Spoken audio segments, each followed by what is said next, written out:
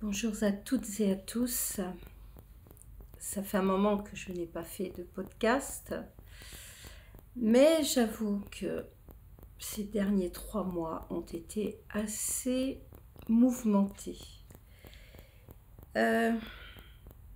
Mais ce n'est pas l'objet aujourd'hui de mon podcast. J'avais envie de vous raconter une anecdote très étrange que j'ai vécue hier matin.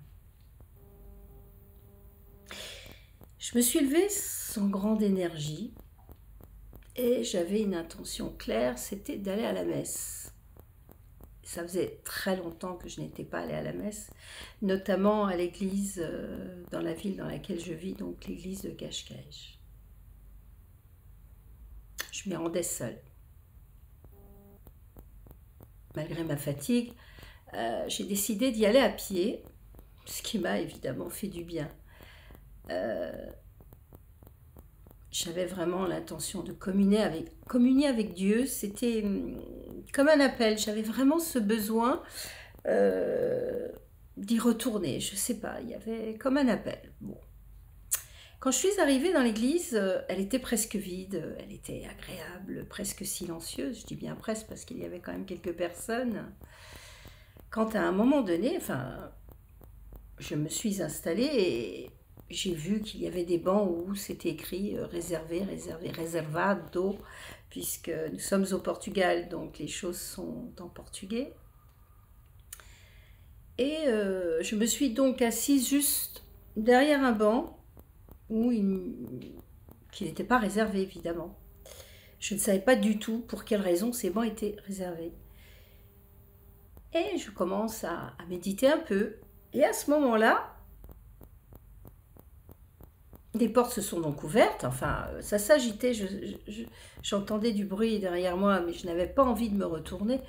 Et d'un coup, j'ai vu une foule d'enfants faire éruption, comme une vague de bruit et de vie, et des enfants très agités. Et ils rentraient dans cette église comme on rentre dans une cour de récréation. Évidemment, j'ai été un peu surprise de voir la manière dont ces enfants sont rentrés dans l'église. Je pensais que les parents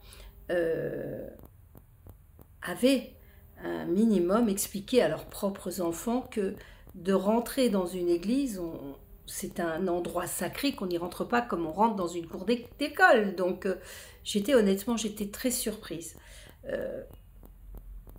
Bon, évidemment, ce tumulte de bruit, ça m'a un petit peu agacée, je l'avoue. Mais je me disais, bon, après tout, ce ne sont que des enfants. Devant moi, il y avait un garçon, un petit garçon d'environ 8-9 ans à peu près, particulièrement remuant. Impossible à canaliser. La personne qui était à côté de lui, une femme d'un certain âge, j'ai supposé que c'était la femme qui leur faisait le catéchisme, car je n'ai compris qu'après que ces enfants étaient là pour se faire bénir par le prêtre, car ils démarraient leur catéchisme. Donc cette fameuse personne qui l'accompagnait tentait tant bien que mal de calmer cet enfant très agité. Ce gamin s'en fichait complètement. Mais alors, totalement irrespectueux de l'endroit, irrespectueux de cet adulte, si bien que même la personne qui se trouvait à côté de moi, une dame aussi d'un certain âge, s'est adressée à cet enfant. Je ne sais pas ce qu'elle lui a dit, mais l'enfant, pareil, continuait à faire tout ce qu'il souhaitait. Bon. Je sentais donc chez moi, l'énergie me remuait, je commençais à m'agacer de plus en plus. Je sentais mon plexus bouger. Plus on avançait dans la messe, plus cet enfant devenait agité. Et au moment du sacrement, il s'est assis sur le dossier du banc de devant lui, avec les pieds sur le banc, le dos tourné au prêtre qui était en train de faire le sacrement. Au moment juste où le prêtre levait l'hostie au ciel, cet enfant tournait le dos à Dieu. Vous imaginez dans quel état de surprise j'étais qu'un enfant puisse se comporter de la sorte. Et il a fallu que ce soit le seul enfant qui se comporte comme ça, que cet enfant soit juste devant moi. L'adulte à côté de lui a eu un temps de réaction très vif. Elle l'a empoigné par le bras, elle l'a mis assis devant moi, l'a retourné pour l'asseoir. Et cet enfant a continué à s'agiter, mais avec une petite fille cette fois. Ils s'amusaient, ils chahutaient tous les deux, pendant que le prêtre continuait son sacrement. Là, je n'ai pas pu m'en empêcher. Je me suis penchée doucement, j'ai regardé les deux enfants. Mon visage était vraiment proche du leur. Et là, j'ai dit avec une foi, d'une force, d'une telle énergie, mais bas, j'ai dit stop, en les regardant, en les fusillant du regard, en regardant chacun d'eux comme ça, avec mon regard fixe. La petite fille, de suite, s'est calmée et a même fini tout de suite par aller à côté de la dame qui l'accompagnait. Par contre, le petit garçon, lui, m'observait, me regardait droit dans les yeux, très étonné de mon... Voire même, à un moment donné, il était comme ça avec son regard et il me jaugeait, il me scrutait, il se demandait qu'est-ce qui se passait. Genre, mais qu'est-ce que tu me racontes? Parce que j'ai parlé en français. Mais je n'ai pas baissé les yeux, j'ai continué à lui dire stop. Et là, évidemment, son regard était noir. Il était troublé, défiant. Mais j'ai quand même ressenti comme une peur chez lui. Il tournait un peu les yeux en cherchant de l'aide autour de lui, mais il voyait rien ne se passait. Donc là, il a baissé le regard et il s'est retourné et il ne me regardait plus.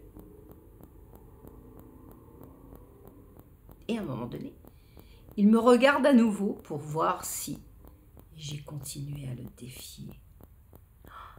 Là, j'ai réellement senti un changement dans son comportement. Ça a été instantané. Il est devenu très calme. Il ne bougeait plus. Il ne bougeait plus. Sauf que moi, je ressentais cette énergie. Mon plexus, mon cœur se battait la chamade. Je trouvais quand même dingue que je sois contrainte et forcée d'en arriver à envoyer une énergie aussi forte à un enfant, car c'était un enfant. Mais l'énergie qu'il avait en lui n'était pas celle d'un enfant. C'était presque l'énergie d'un adulte, d'un être particulier qui voulait défier. Mais bon, le silence est revenu, évidemment. Enfin, le silence. Le prêtre continuait donc son sacrement, puis est venu le moment donc de prendre l'hostie. Cet enfant, à partir de là, a obéi à la femme qui l'accompagnait, qui accompagnait certains enfants à qui elle donnait sans doute, ou allait donner des cours de catéchisme. Et il est allé donc se faire bénir par le curé et n'a pas regagné sa place.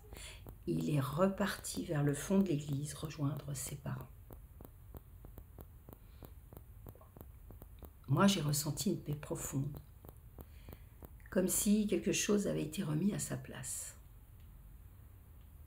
C'est alors que j'ai repensé à la liturgie du jour, le passage où Moïse, sur la montagne, levait les bras au ciel pour soutenir le peuple dans son combat contre le mal. Ce matin, j'ai compris que moi aussi, je venais de lever intérieurement les bras, pas contre un enfant, mais contre une énergie de désordre, une énergie qui voulait détourner le sacré. Et j'ai aussi compris que la foi n'est pas toujours douceur. Parfois, elle est force, clarté, présence. Ça me rappelle d'ailleurs un moment que j'ai vécu lorsque j'ai vécu une NDE, quand j'ai entendu cette voix ferme me dire que je ne rêvais pas et qu'il fallait que je me réveille. Il suffit parfois d'un regard ferme, d'une parole juste pour que la paix revienne. J'ai senti que la lumière ce matin-là avait triomphé. Voilà, je voulais vous partager cette anecdote, ce moment que j'ai vécu donc ce dernier dimanche, quand je me suis rendue à l'église. J'aimerais beaucoup que vous me donniez votre sentiment et votre vision de cette situation, si vous avez envie de partager avec moi éventuellement une des anecdotes que vous auriez vécues et qui auraient pu s'assimiler à celle-ci. Enfin voilà, j'avais très envie de vous partager cela car c'est pour moi un espoir. Nous pouvons faire rentrer la lumière dans ce monde de manière anecdotique. Bref, vous avez compris. À notre échelle, si vous avez l'occasion, dans des moments de votre journée, d'extérioriser cette lumière, n'hésitez pas, remettez de l'ordre autour de vous, mais toujours avec bienveillance et justesse. Voilà, je vous embrasse, à bientôt.